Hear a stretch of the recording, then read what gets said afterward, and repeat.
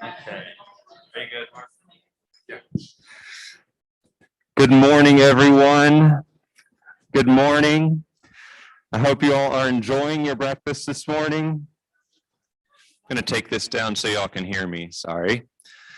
So good morning on our last day of the conference. I hope you all have had a great week with us. We're very excited that this is the first conference we've been able to have in person in the last 3 years.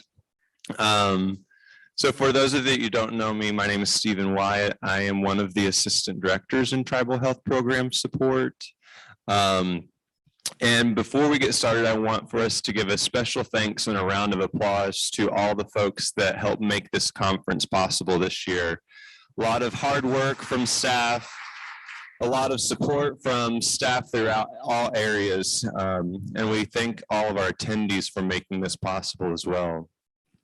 So before we get started this morning, I would like to ask Vaughn Awalate to provide us with a prayer this morning, and then we will jump into our general session.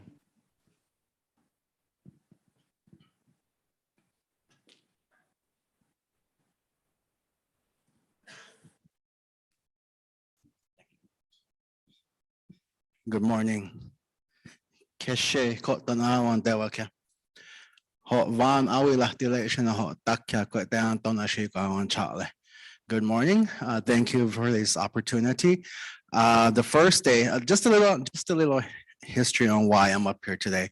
On the first day, I know Anwa had asked if there was anybody who was willing to do an opening prayer, and it's tradition in most places that Native Americans start off with a prayer to give thanks for what we are gathered here for. And she called upon elders and tribal leaders. As you can see, I'm not in the elder stage of my life, but my eldest daughter, who is now 21, does call me an elder. And if you look at society and how things have changed, for an average Native American man, they don't grow too old, which is sad. So I can, in a sense, kind of see myself as an elder, and I am very grateful for that. But the opportunity that was presented, I am also a tribal leader on the religious sector. In my community, I am a medicine man out home in Zuni, and I am also a kiva leader out home. Our kivas, we have 6 kivas. I am one of 9, with each kiva hosting about close to 300 to 400 men. So, I think in a sense, it was a calling that, this opportunity be presented to me. So, Elahkwa, thank you very much for this. And you can all pray in your language, but I'm going to pray in my native language, which is Zuni.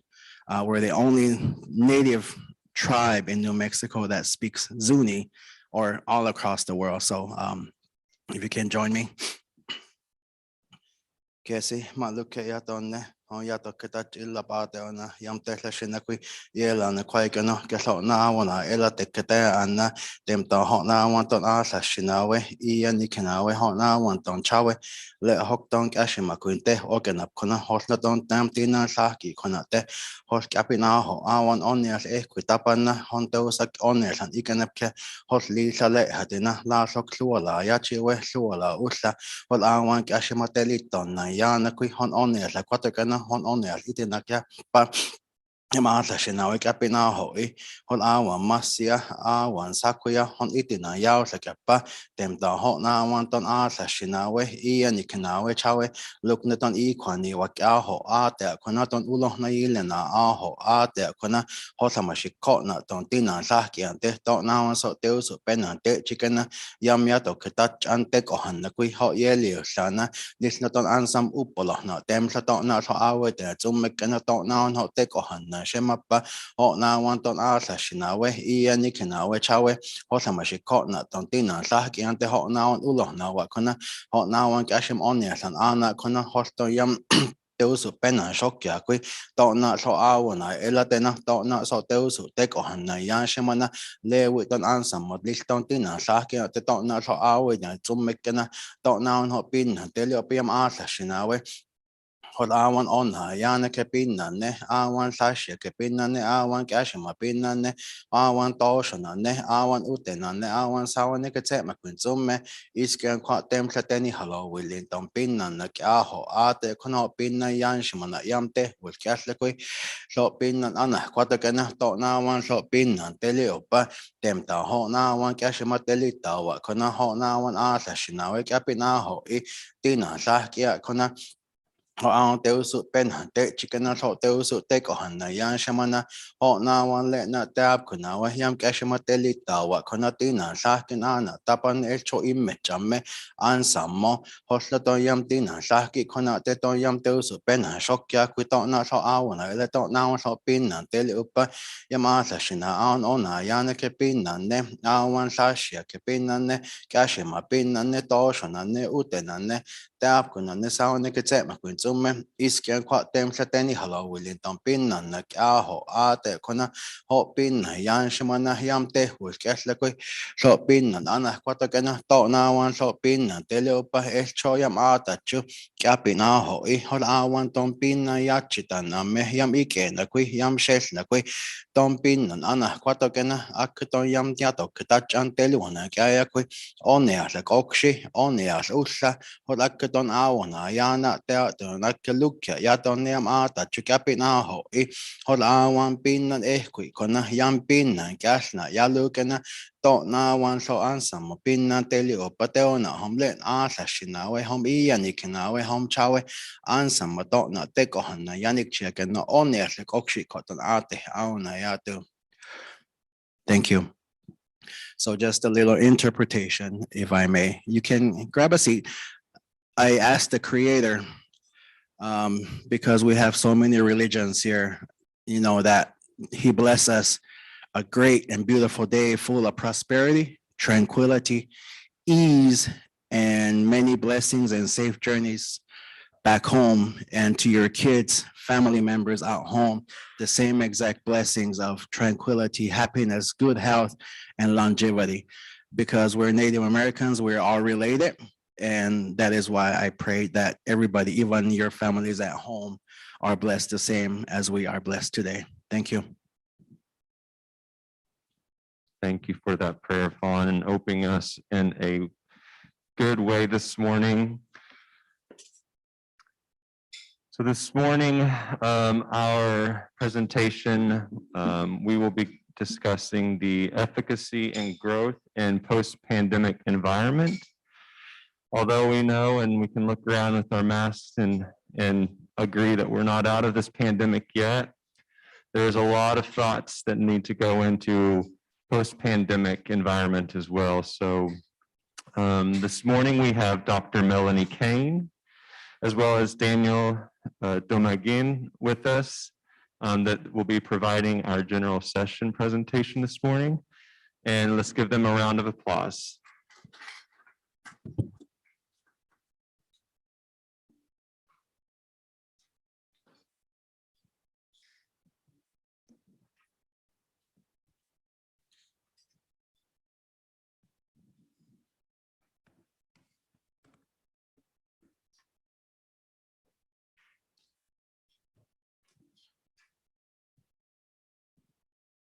Good morning, everyone. My name is Melanie Kane.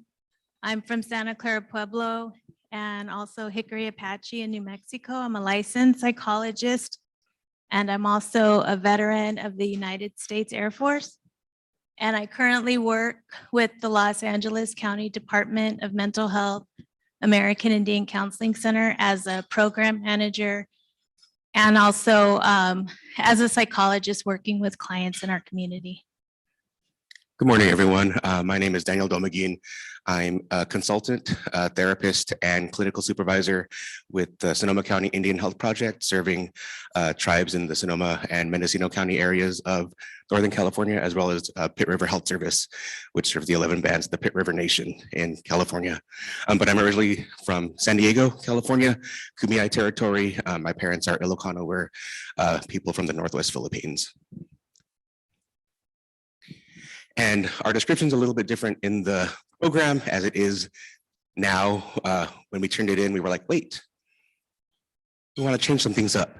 So in the program, it's model or community health and community healing models.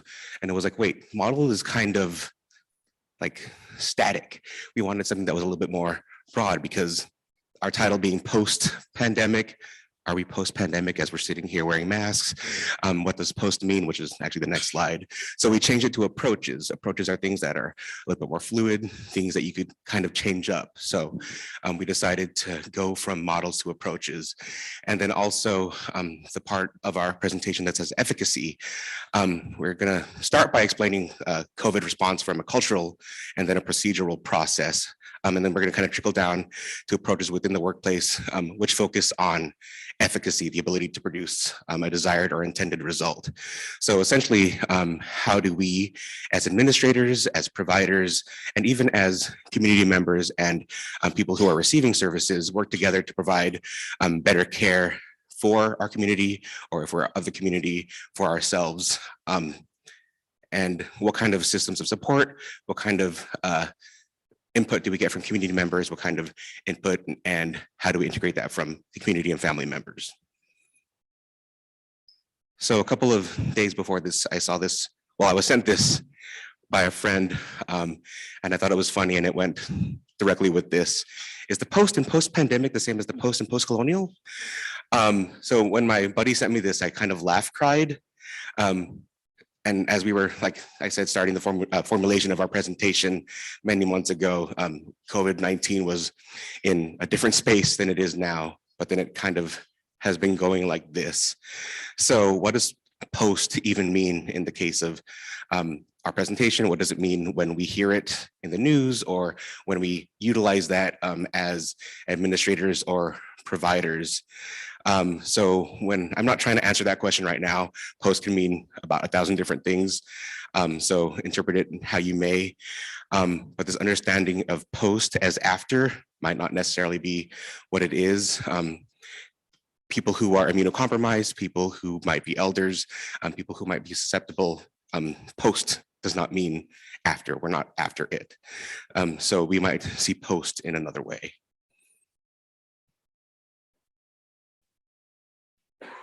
Oops. There you go. All right, thank you, Daniel. And when I was looking at this also, I was thinking about first hearing the news and first hearing about COVID and listening to NPR and the news talking about how different countries such as those in Asia were really heavy on the lockdowns and the masks and the quarantine, and how the United States might be different because in the United States, there's a culture of, you know, I have my personal freedom, I have my choices, I'm not gonna wear a mask, I don't need to get a vaccine. And so as I was looking through this, I found the COVID-19 survival guide, which looks at different cultural viewpoints and beliefs. And I thought that this was a good example of how our country approached this and how maybe different tribes or nations or communities, how they approached it also based on beliefs and cultures and just how people look at the world in general. And at the end of this, I did provide a link also, which is something you can use yourself, maybe as an administrator or a provider, to look and see where you fall on the different levels of orientation and how does this manifest in the workspace. So looking at the different orientations, we have the Universalistic Societies, which feel that general rules and obligations are a strong source of moral reference, and there's one way to respond. So whatever the rules are, that's what we're gonna do, and that's just the way it goes. Whereas in the Particularist Society, which is more of a US type, US is universalistic, but a Particularist Society, the circumstances are more important than the rules. So we're gonna pay attention to our relationships before we make a decision, before we set a rule, whereas in the Universalistic Societies, it's like, okay, this is what it is, no questions. The standard has been set. Then we have our individualistic societies, which places individual happiness before the happiness of others. So our quality of life is dependent on any opportunities that we have for our own freedom and for our own personal development. Whereas in the communitarian culture, the community comes before the individual. The responsibility is on the individual to behave in ways which serve society as a whole. So I believe right here, this is one of the areas where there's conflict, because I see the US as more of an individualistic society, and then Native communities as more of a communitarian. You know, it's not necessarily about us, but it's about how we behave and how we may affect others, especially in areas of COVID. So, can't see. And then we have our neutral versus effective societies, where neutral is more refrained, you know, like no emotional expression. And effective societies are more of a community in which emotions are displayed publicly and openly, and also may be seen as a sign of sincerity. And neutral cultures, it's very self-controlling. If you don't show your emotion and you keep everything together, which again, I think is something to think about with COVID, because when COVID hit, there was a lot of fear, there was a lot of concern, and yet there wasn't really a space for anyone to talk about that and articulate that. And then we have our specific oriented cultures, which really look at facts and business, and then diffuse oriented cultures, which look at relationships before business. And I also think about that in the Native culture. There's been times I may have wanted to gather some belongings, maybe for Native traditional practices, and I went to someone's home, and before they would even talk to me about, okay, you want to get moccasins made, they wanted to talk to me, they wanted to know me, they wanted to see who I was before they would even talk about that business piece, which again, I think goes back to how we relate to one another in the workplace. And then we have our achievement cultures, which is US, versus our ascription cultures, which is who you are and who you know within the community and in the culture. So this also comes into play with our Native communities, as you might go somewhere and they say, oh, that's so-and-so's daughter and so-and-so is her grandmother. And, you know, that's how we're kind of identified by who we are within the relationships in our families. And also looking at things from more of a short-term or long-term guide when making decisions or planning. You know, some of us thought, okay, maybe COVID is going to be over in 2 weeks. We have a 2-week quarantine, and at the end of 2 weeks, if everyone stays home, wears their masks, we'll be done with this, right? But that's not the case. We're still in this situation, and it's more of a long-term process which we're in, and also looking at internal control and external control. So how do we make decisions? You know, are we responsible for our own destinies? Do we, you know, internal control might see things as being able to be manipulated. So I can manipulate my environment, I can change things to obtain what it is I want, versus external control, which is, well, I'll see what happens today. You know, I'm not sure if this is going to work out, but if it's meant to be, it will be. And again, that approach is seen within the COVID response. You know, some people have said, okay, well, if I get the illness, I get the illness, versus I'm going to take more of a proactive approach and do what I need to do so I can protect myself and others. And again, we're looking at this from, you know, how did this affect you as individuals when you learned about this virus? And then also, how did it affect how you responded within the workplace or within your community setting, your family setting? And we did get different guidance from the CDC, which initially said, shelter in place. This is a virus which is coming from another country, and we're not sure what it is. And the guidance were often fluctuating. I remember hearing that we needed to wear masks, and then I remember hearing that we didn't need to wear masks. And so that also created some confusion within, how are we going to deal with this? How are we going to approach this? Do we need to physically distance? This also created the opportunity for telework and telehealth. And telehealth is something that is very important, especially in rural communities where you might have individuals who live maybe many miles or a distance away from a clinic or a service provider.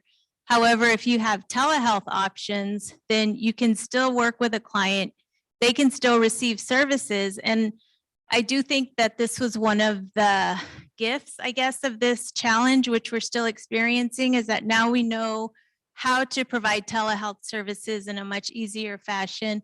And we've also been able to telework, which at one time, we would probably never imagine working from home. However, we've learned that we can adapt and we can respond. But again, the fluctuation within the guidance created confusion, which also created distrust. And within our tribal communities or nations, there were, different responses. We know that the rates were high. We know that there was limited resources. And also, ceremonial protocols changed. I know that where I'm from in Santa Clara Pueblo and even in Dulce, some of the feast days haven't happened. The different events have not happened just because of COVID. So what do people do? If that was a place where you would go for your healing or your praying or your community gathering, and you no longer have that outlet, where does all that emotion and that thought and those prayers go? How do we deal with that? So again, that's something that affects us as providers and also individuals within our workplace and families. And looking at how responses actually happened in Indian country, this is another factor which plays a role in service delivery and understanding, what resources are available. So initially, and I don't even think it's initially, but there are reporting issues with American Indian and Alaska Native data. Sometimes it's not included in the COVID response data. Sometimes it's categorized as other. So then people don't really know what the count is for Native people, and that can make that can influence maybe how much funding or resources are allocated to a particular area, because if the cases are really high, let's say in one area or in one reservation, however, the data is not there, then someone who's really data informed may look at that and say, well, they don't need resources. They only have 5 cases, whereas, Nashville has 5,000 cases. So we need to give this funding to Nashville. So this makes a big difference in how the response was provided to Native American communities, and also looking at any barriers that existed bureaucratically, funds, different reporting structures. I work in an agency where in order to get something done, you might have to sign a form and turn it into one provider, and then they have to sign that form, and then it goes to someone else and they have to approve it. And then you hear back within a month as to whether or not you can pursue this. So imagine, with COVID, you need resources, you need test kits, PPE, etc., and it has to go through all these different channels before decisions can be made and resources can be allocated. And also development of tribal communities, with the virus shutdown, there was limited economic opportunity. So like some of the maybe local businesses on the reservations were not operable. So people didn't have a way to produce, to have money and funds to survive. And also looking at the underfunding of Indian Health Service. So we know that IHS, which is Indian Health Service, is funded at rates of a quarter of that for veterans. And it is also funded at a rate of 1/6 of what is spent on Medicare. So Indian Health Service is historically understaffed and under-resourced. And while working to manage the pandemic, PPE was limited, test kits were limited. And this is a very important issue to explore because it's a violation of the trust treaty with the US government. So more support is needed in those areas. And also I do want to acknowledge though that I think when the pandemic did also hit, this also affected a lot of other communities. PPE was hard to get. We remember toilet paper was hard to get. All these resources people panicked on, and they weren't necessarily made either, so they weren't readily available. Also looking at the infrastructure, some facilities, or not facilities, but areas may have different types of infrastructure for water, sewage, healthcare, waste disposal. So what type of infrastructure is needed in Indian country to manage a pandemic and help people heal? And also what type of funding is needed, such as internet service or educational funding. Some kids, if they lived in a rural area, if there's no internet, then they couldn't necessarily go to school. So some kids have essentially, been out. I know kids started going back to school this year, but 1 year, 2 years, and also socially and educationally, that creates a big barrier in future development. And then also looking at public safety and justice needs. We know that during times of quarantine and isolation, DV went up, and abuse of children or elders, et cetera, went up because everyone was stressed, everyone was stuck together, and there wasn't necessarily an outlet for people, or kids couldn't go play with their friends, or people couldn't go out because we were all isolated, and we didn't want to pass the virus on or contract the virus to anyone, and bring it home to our families and loved ones. So it's really important that DV laws are in place, and also that justice and public safety systems are implemented on tribal nation land, and also restoring tribal homelands and support tribal ecocultural resource management, and reaffirming the status of all existing land trust relationships and homelands under trust. So really going back to the treaties which were presented and honoring them, and also really working with tribal communities to understand what type of services do they need, what type of resources do they need, what type of security do they need, because in my research for this topic, a lot of times, again, maybe administration or government is making these rules, but it's really important to go back to the communities and say, okay, your community, what is needed, and how can we help you get it, versus I'm going to make a decision for all of you when I don't know what your circumstances are. So really going back to the tribes and honoring their ability to make decisions and advocate for what is needed in their space. And now I will pass this back to Daniel, who would discuss the approaches to community healing. Gracias.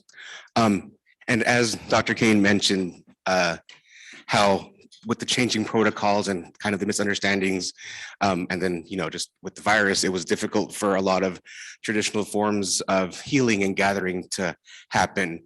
I used to work with an organization that served most of the tribes in California, and I remember when some of them were wanting to do their ceremonies, there was splits in the community.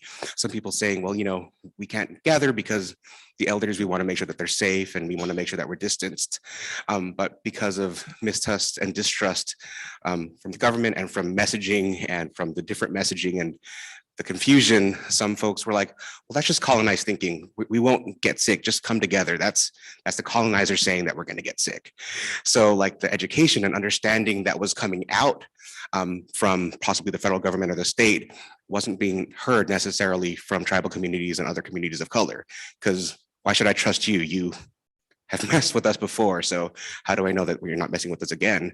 So this approach of community healing coming from the community, from the bottom up or from around versus from the top down, is something that is incredibly important to kind of explore. So how can we approach healing in a way that isn't being told to us, but one that is kind of collective and comes from an understanding that is shared?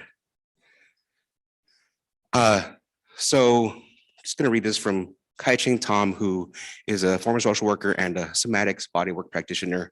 The ultimate question of social justice somatics is not how can we cure the traumatized body so it can return to productive society? The question of dominant psychology. Our question is, how can we heal our traumatized bodies so that we may love each other and fight together? So it's not, oh, I got diagnosed with COVID. Okay, well, get better and then come back so that you can do more work. It's get better so that you can come back so that we could heal together. So I don't have Twitter, but I saw this and I was like, this works perfectly. And social justice might not seem like it's necessarily related to healing, but social justice is community healing. Dr. Sarah King said in Conda Masson's Brown Rice Hour podcast, feel free to look it up, in the episode, The Science of Social Justice, that social justice is well-being. It both exists and does not exist. It's an aspiration. Until we have health and well-being, we will not have social justice. So what is social justice? It's the thought that, we could all live and be together, and we need to be healthy, happy, joyous, and able to be with each other in order for there to be that social justice. So how is that not healing and then therefore wellness? So it is through community healing that we achieve that wellness, that we achieve that social justice. And what is community healing?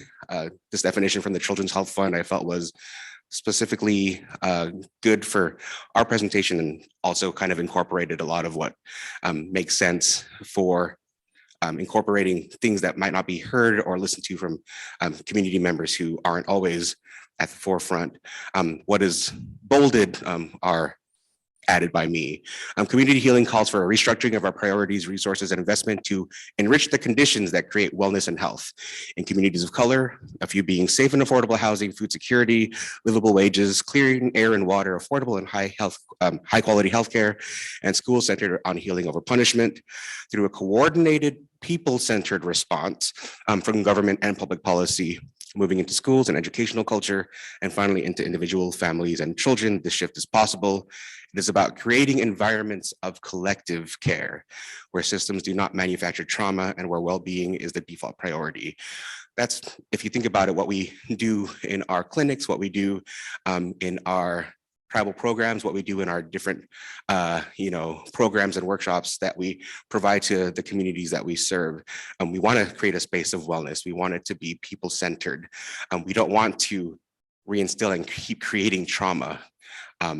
We want to not have our jobs so that we don't have to keep addressing substance abuse and violence and all of that. We want those things to stop. The purpose of our jobs is so that we don't have to do those things anymore. So an exploration of different approaches to community healing, we uncovered, because it was already there, three main themes that were in basically all of them. One is that it is people-centered and collective focused versus being focused on the individual. That includes having forgiveness and grace for ourselves and for others. And in our work as supervisors and as administrators, that might have included wellness check-ins with our staff as well as our communities. And whoever else is kind of being served.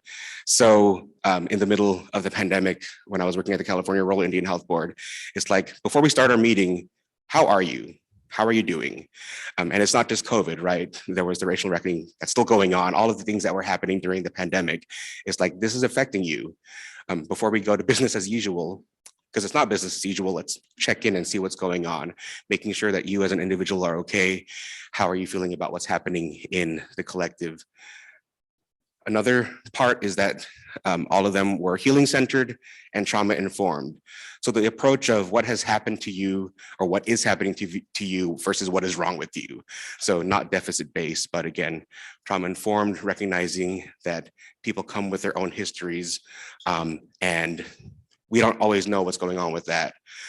Dr. Ramesh Bagheera, a Caribbean history scholar and professor of Asian American studies at Binghamton University, says every person is a living archive. All of us are these deep encyclopedias of all this information. And do you know all of that information about me? So if I'm reacting into something in a certain way at a certain time, the Western reaction is like, there's something wrong with him. There's something going on with him. What's wrong with him? When it's like, nothing's wrong with me, but a part of my history is causing me to react in this way. And if you allow me to share that with you, then it's something that we can then work towards healing. So just that shift in approach is incredibly important. And then the last part that we saw in all of the approaches is an approach of rejuvenation and renewal, taking care of the self to ensure community wellness. So it's not I'm just taking care of myself to get back to work, to continue on until I'm burnt out again, but taking care of myself so that I can be a part of the healing process and then we could be healed together. Healed people heal people. So it's important to remember that. It's important for us to have that healing so that we can then go on and help others with that. We need breaks. Breaks are important. I'm glad that we have breaks in between each of the sessions here so that we can do our bio breaks or stretch or take a short nap. But what do a lot of us do on our breaks? We get on our phones, we check our emails, we call back, what's going on? What do I need to do? Are we taking our breaks as breaks? And I'm being hypocritical because I'm going to probably do the same thing at our break, but it's also something, right? That's like a part of our culture right now. Are we in a culture that, lifts up community healing, or are we in one that is moving us towards burnout, which is basically, us just being exploited? So it's important for us to utilize that time to rest when we need to. So we are going to look at 3 different kind of like approaches to community healing. And all of these are actually coming from an embodied social justice certificate program that I was a part of in 2021. And I thought it was fruitful to kind of look at that because all of these approaches to community healing are coming from a space when we were in the middle of the pandemic, right, in 2021. So these approaches were thought of and utilized with that in mind. So these aren't things coming from before. These are things that are like, okay, kind of look at this now. But one of the things that came from that was they all emphasized like indigenous and local ways of knowing. So even though they were like formulated during the pandemic, they utilized knowledge that we as indigenous people and people of color have already known. So it's like, if we were allowed to just do this, then our healing would have already been happening versus us feeling like we couldn't kind of utilize these healing approaches that are already instilled in us. So one of the approaches that we looked at was community healing in spaces of movement. So even though these aren't coming from like acute clinical environments, these are still things that many of our programs implement. Many of us are in programs that incorporate movement such as yoga, traditional dance, physical fitness, maybe Pilates, if y'all utilize Pilates at your clinics. But then these are also lessons that we could utilize and learn and implement even outside of a movement space. So oftentimes movement instruction often perpetuates systems of oppression. It's having the person who is the instructor being at the center, and what I do is right, and what you do is what you do is what I do. So just follow me. That follow the leader kind of idea can feel like it is not necessarily body positive or taking into account people who might have disabilities or different abilities. So if we're doing a yoga class and then I'm asking you to do a specific yoga pose, but your body doesn't move in that way, and that's not part of the instruction, then I might not be able to move that. And then I will think to myself, like, I am not good enough, I'm unable to do that. So giving permission and allowance for different ways to move, no perfectionism or like the use of the word should. Participants listening to their own bodies and how much they participate. So when we are providing these classes as providers, are we making room for that? And usually that tends to be the case, but not always. And it's important that when we do these kinds of things that we make allowance for that. Also having the instructor not be at the center, but having them be amongst the class. That way the class kind of feels like they're all getting attention and understanding, and also not having the instructor be at the center. And this kind of teaching can then be brought into like a regular kind of board meeting or meeting with staff. Are you as the manager always standing in front and your employees sitting over there listening to you? Or are you in a circle? Are you, all equal in that space, and all of your opinions and all of your thoughts matter? So, how can we kind of learn from the space of like teaching movement, and how can we incorporate that into our own spaces? And then what about in spaces of intergenerational services? So oftentimes like elder programs, or in the case of this, in youth programs. The folks who came up with this talked about making spiritual soup.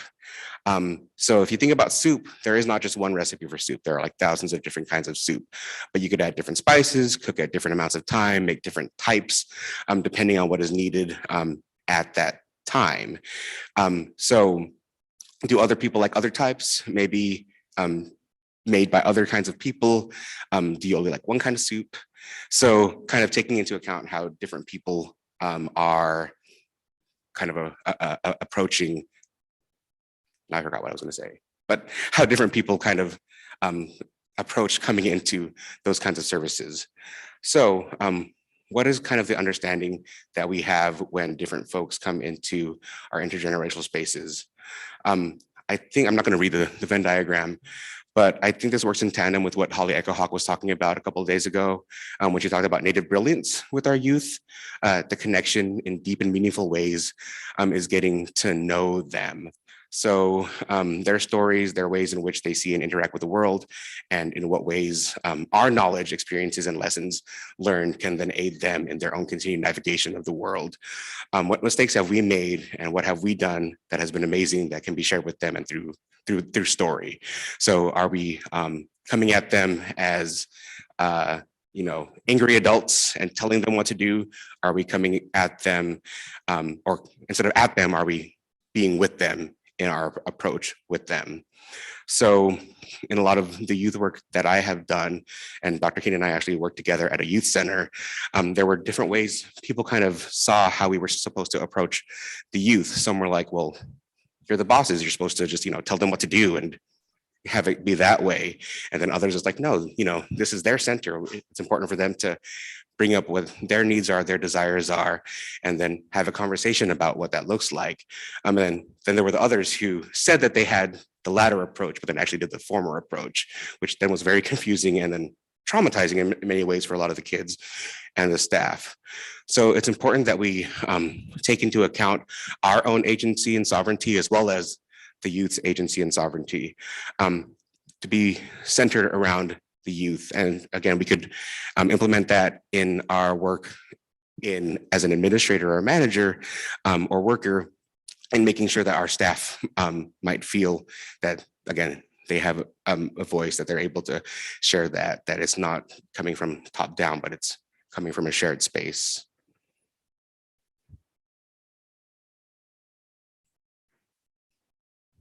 Uh-oh.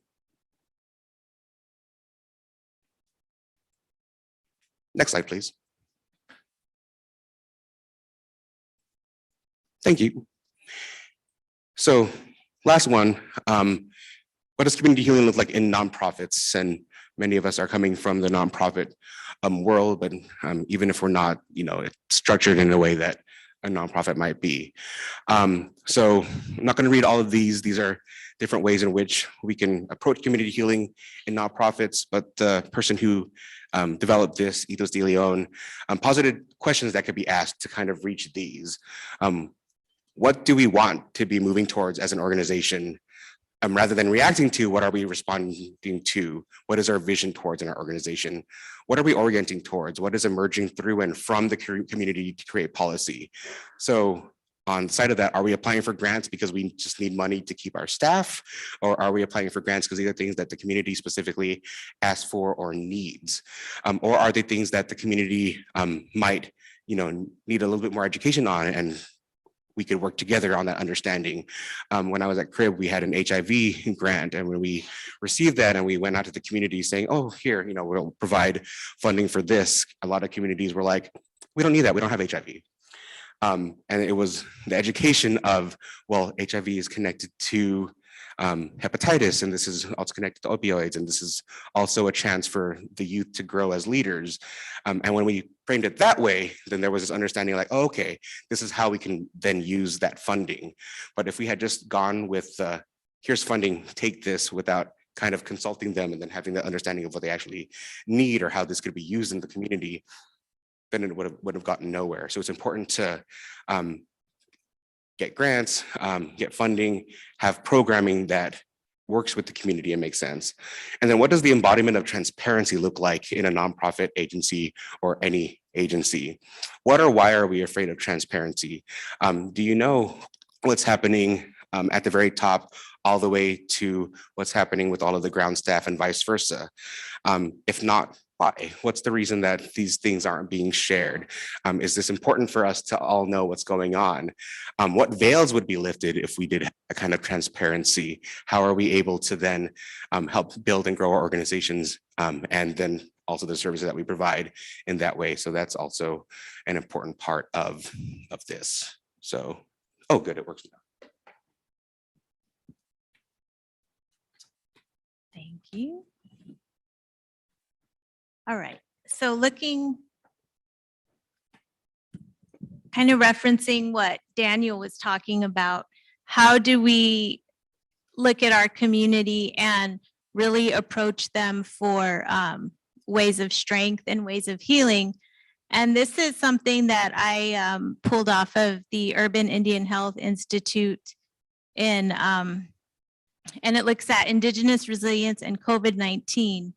And it talks about ways that we as a community can heal and, take care of ourselves during this pandemic. And I'm having a hard time seeing, but, greetings, right? Maybe we were used to giving people hugs when we saw them, but now we can't. So, like bump feet or, air high five, or people had to have like Zoom parties in their family, so grandma could attend or grandma could see kids or grandpa, etc.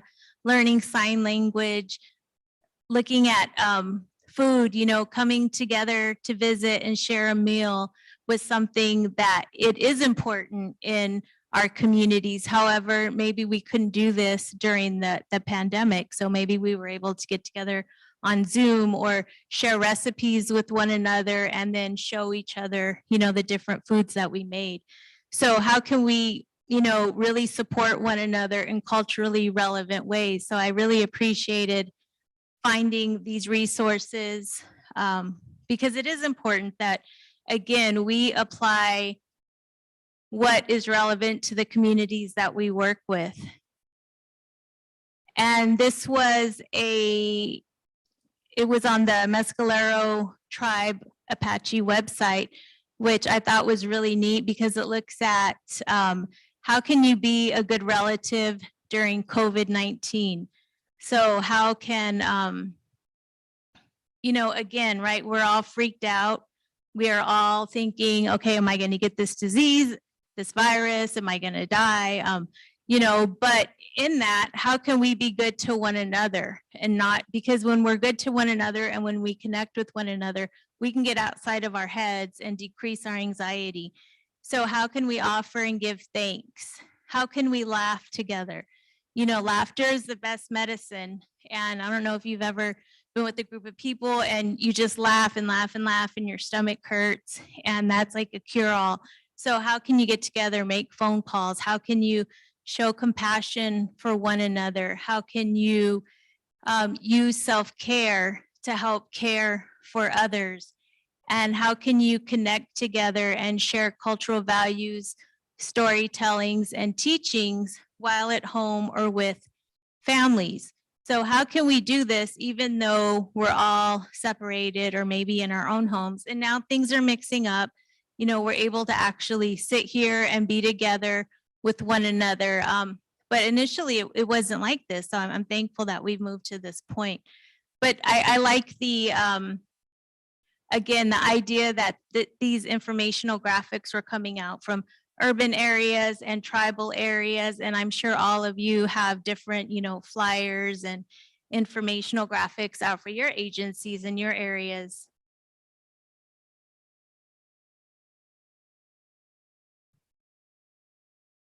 And this is a reflection of Indigenous resilience. And I found this quote and I thought it just really fit with the presentation and this whole process of managing the virus.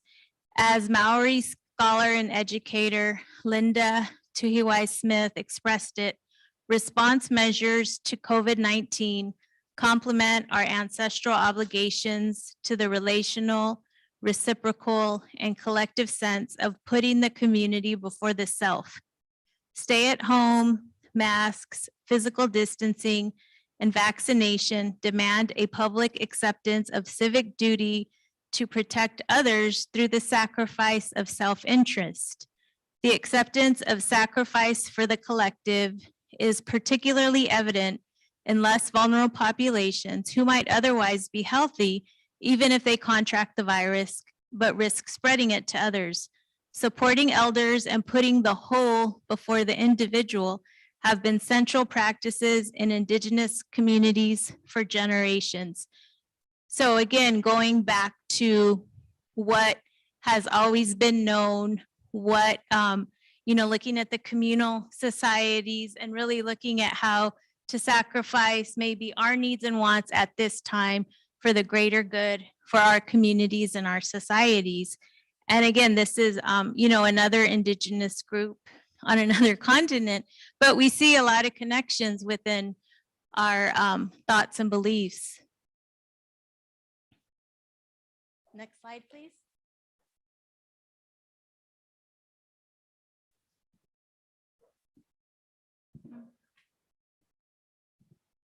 Okay, thank you. All right.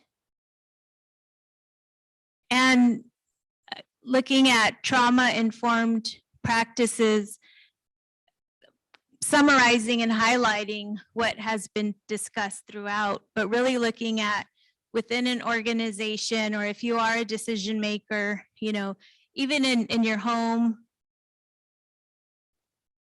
Sorry. Okay. Even in your home or, you know, wherever, but just really understanding trauma-informed practices, which includes safety. So how do we help people feel physically and emotionally safe? We know that when we don't feel safe, our mind basically fills our head with whatever information we think is correct, right? But when we feel safe, we can be able to make rational decisions, be able to understand things. So it's really important that we create that sense of safety for our communities and families, and also for our clients. And people also need to understand that safety is a priority, communicate clearly, and also solicit feedback. And I really appreciated for this conference, you know, there's a sign that says, COVID transmission is high. We want everyone to wear masks. Before we even registered, it asked or required us that we were up to date with our COVID vaccinations. And I appreciate that because at least I know when I'm coming in, okay, there's some sense of precaution, there's some sense of safety. And that is important that we communicate that to our community and our family and our employees or loved ones. And also being consistent as much as possible, because as Daniel mentioned, you know, things changed so much with COVID, right? a couple months ago, we thought, oh, good, we're in the clear, the virus, everything's going down, we're going to be back to normal. And then again, now rates are back high. So be as consistent as you can, yet also be flexible, because we know that too much change too soon can be stressful.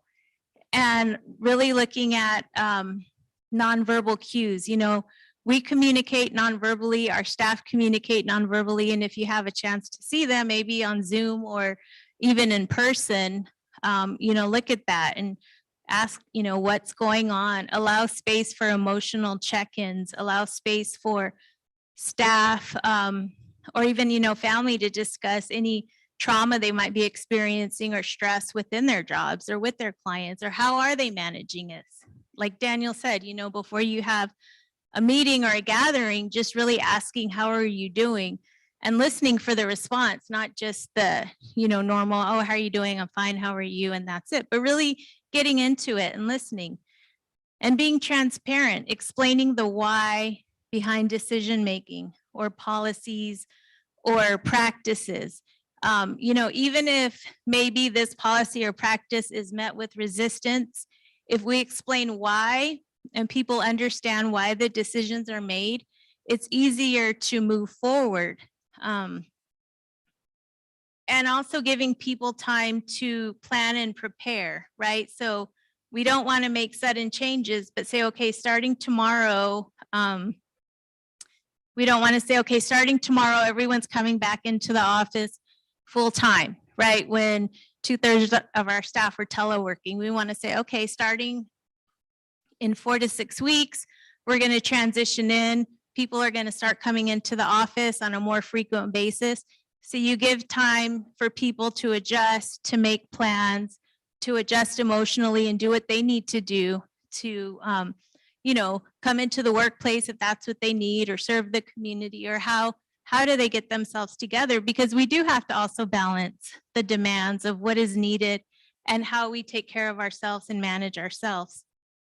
And also using peer support, check-ins, communicating, providing updates for staff, whether it be in emails or on one place where people can go and obtain the information.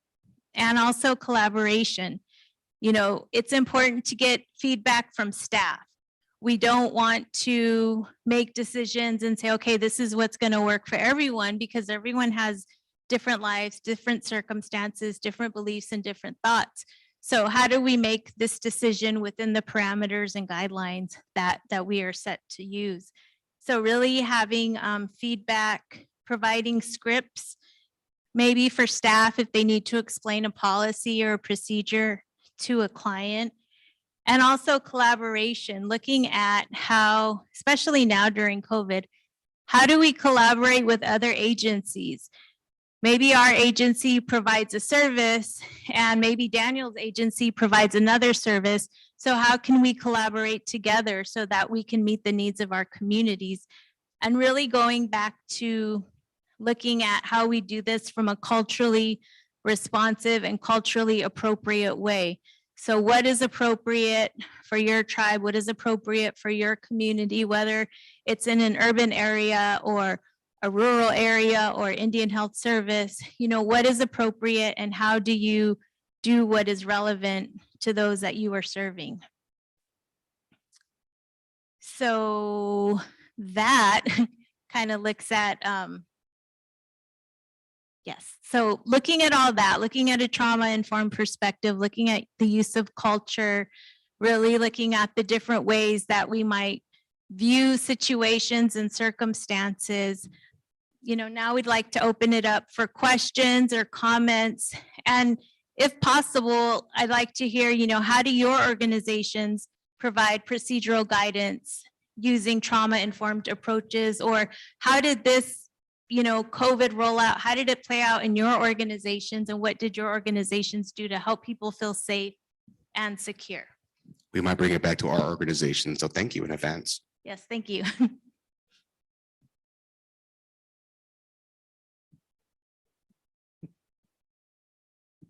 Anyone? I mean, did anyone work from home once the pandemic started? Okay. Had you ever worked from home before? So how did that transition play out? I know our bosses were like, oh no, we can't work from home. We don't know what people are gonna do. They're gonna be sleeping and watching Netflix and, right? But, but we learned that we can work from home. Even just dealing emotionally with, the news of this virus. I mean, how do you think it played out in the workplace? Was anyone scared or is anyone nervous? Or you guys are like, So I have something to provide. This not necessarily a question, but I recall whenever all of our staff met in our second floor conference room, and it was a Thursday, is that right? I believe it was a Thursday. And it was pretty much grab your stuff and go home. And we were going to be working from home. And then it was a lot. It was a lot for a lot of staff, I feel. And it was a lot for me during that time as well. I actually ended up getting shingles at the age of 33. And I thought, why did I get shingles? But, stress manifests this way in multiple different mechanisms. So, as you mentioned in your presentation, really taking that time to step back and really be mindful and present and acknowledging that, I don't know for others if they had any situations that was similar, but it was such a quick, intense, light switch, go home, work from home.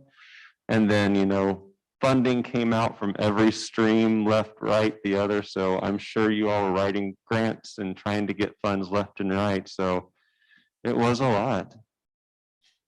Yeah, it was a lot, and adjusting to a new workspace.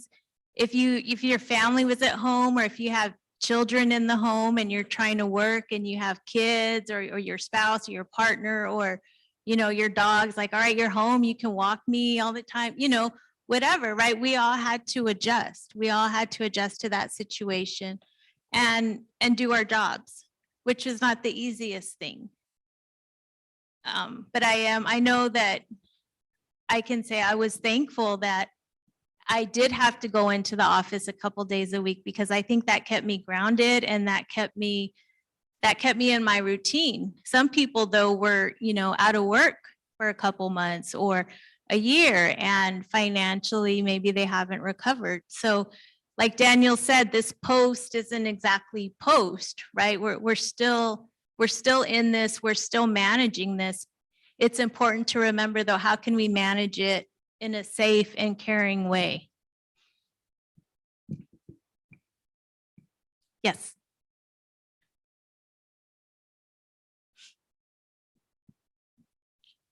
Well, and I think just as we had to transition, some of us, I was one of those, had to transition working from home all the time.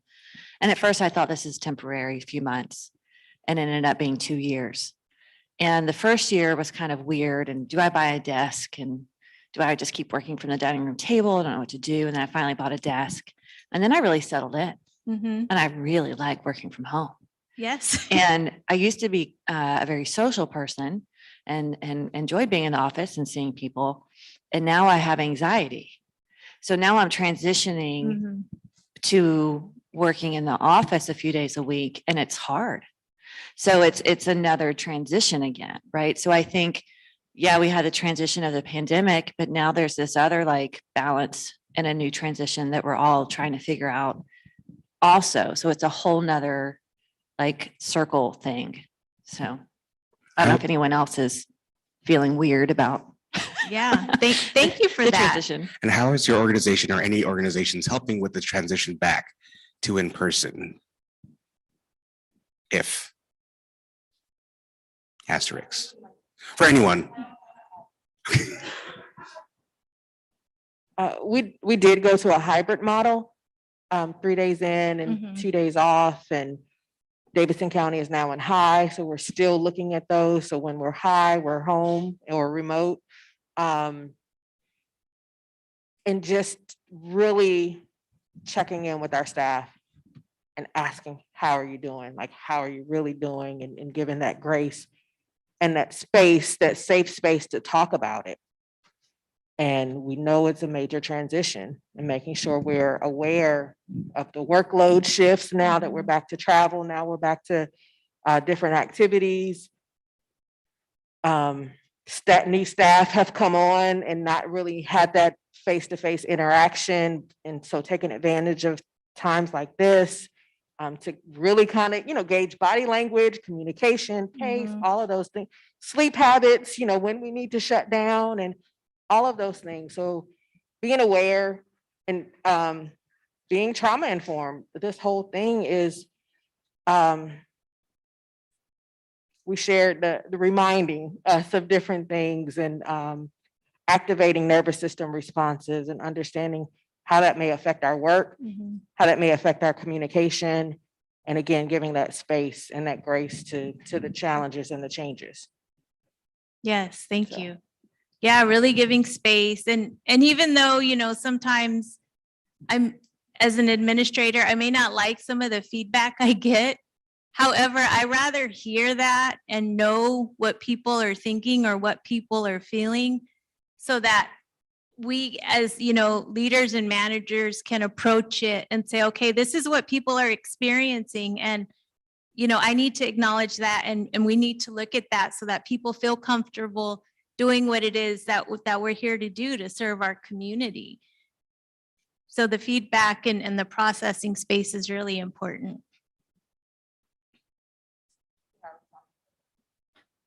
So I think it's really important to note when we talk about trauma throughout all this, I know we're all health folk, and those first few months of the pandemic were intense, full of a lot of emotions and trying to figure out the direction that it's going. And we talk about the negative things that happen and our feelings and the trauma. I think it's also important to note that trauma can look like mind-numbing tedium. And that has been a big part of this pandemic that I didn't think about ahead of time. There's a lot of boredom being stuck in your house trying to deal with a long-term pandemic. And how do you help your employees cope? That's really tough to help them cope with and talk about, because there's nothing to talk about. It's nothing's happening. It's boring. And so how do you process those feelings of tedium and boredom and just being every day is exactly the same. So. Everyday monotony and what do we do, or thinking back to when we didn't have TV or we didn't have technology, what did we do to keep ourselves engaged? Did we, like, going back to tradition, were there traditional art practices? Did you write? Did you read? Did you draw? Did you stretch? Or, what did you do? Right. And sometimes we're so used to just, I think that this pandemic kind of really forced a lot of people to slow down and take inventory about lifestyle instead of just go, go, go, go, go. Now there's more time. It's like, okay, what do I do? And that stillness can be uncomfortable sometimes. Good morning.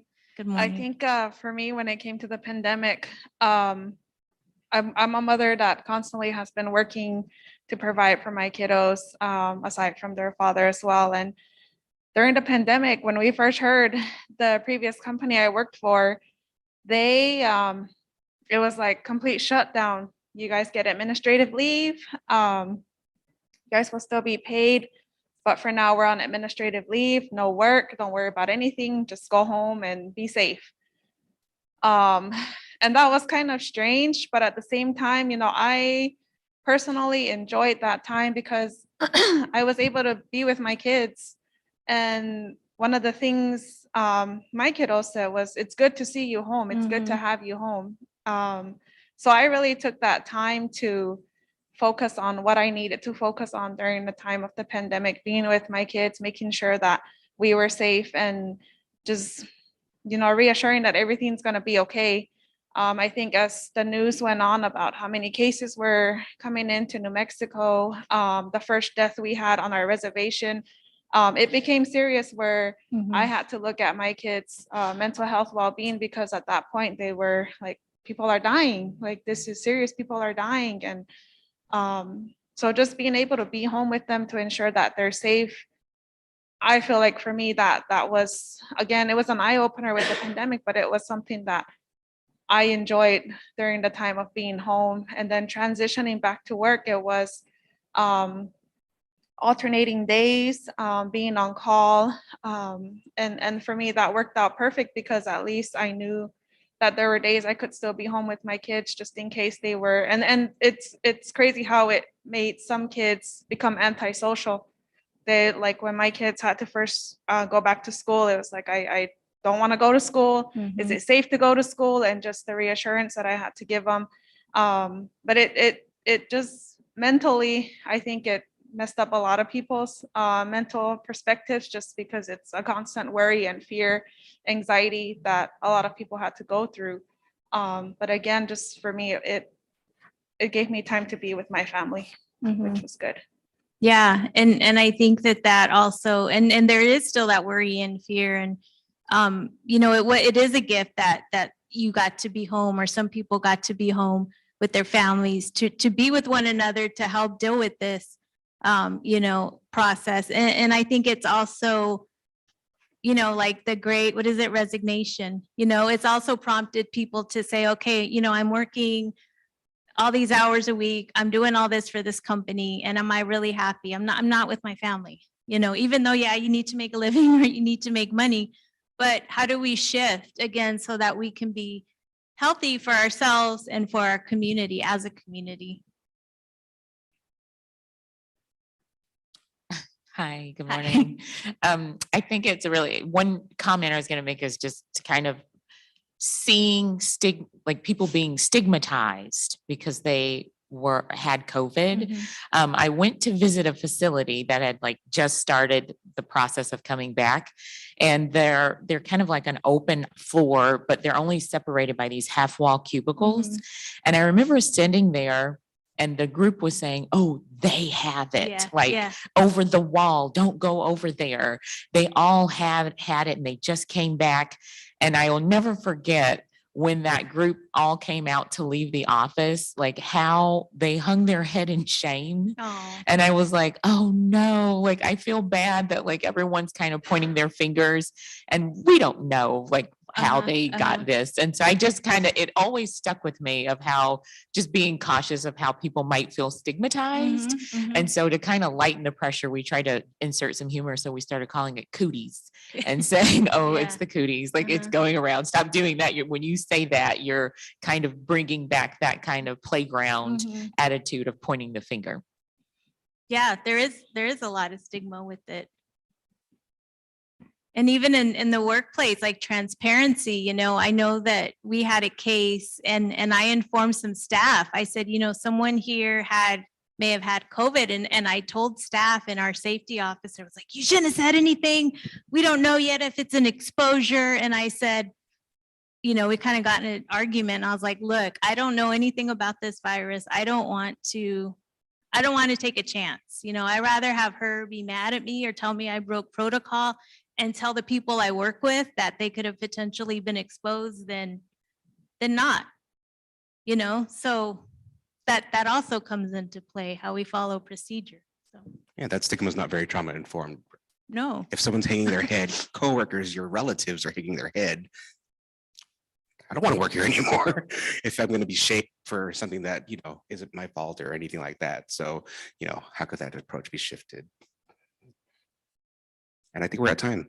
Yes, thank you. Oh, do we have another? Just one more. I see a hand. Yeah, just to follow up with that, the responsibility to community and how, yes, we might have it, not be transparent, but we don't know the circumstances of family and extended community that it can carry it back. It might be truly detrimental to someone else. We might come through it strong like a champion and not be too much affected, but we don't know the ripple effect, that domino effect, by hiding our status or diminishing our symptoms and just throwing it off to allergies or whatever, and not thinking how it may affect an entire household or entire community, and just not by having that transparency or taking it serious enough to pause and think beyond our own immune capabilities. Yeah, you're right. That's all. You're Thank you. right. So, thank you. Dr. Kane, Daniel, thank you for the great presentation. Let's give them a Thank round you. of applause this morning. On behalf of USET, we'd like to thank you, and we would like to provide you with a gift of gratitude and appreciation. So we will have our breakout session starting at 10 a.m. Just as a reminder, we love your feedback. So if you can complete your evaluations as much as possible and turn them in on your way back. We actually, our evaluators each year take these evaluations, aggregate all that information together and provide us with a very good report. And we take that report and we use that during our kickoff meeting for planning the next year's conference. So we really take your all's feedback very seriously, and we want to improve and make this better and better for you every year. So thank you. We want to also thank Vaughn for your prayer this morning. We have a gift bag for you as well. Yes, you. You sure? Okay. Well, we thank you. Enjoy your sessions.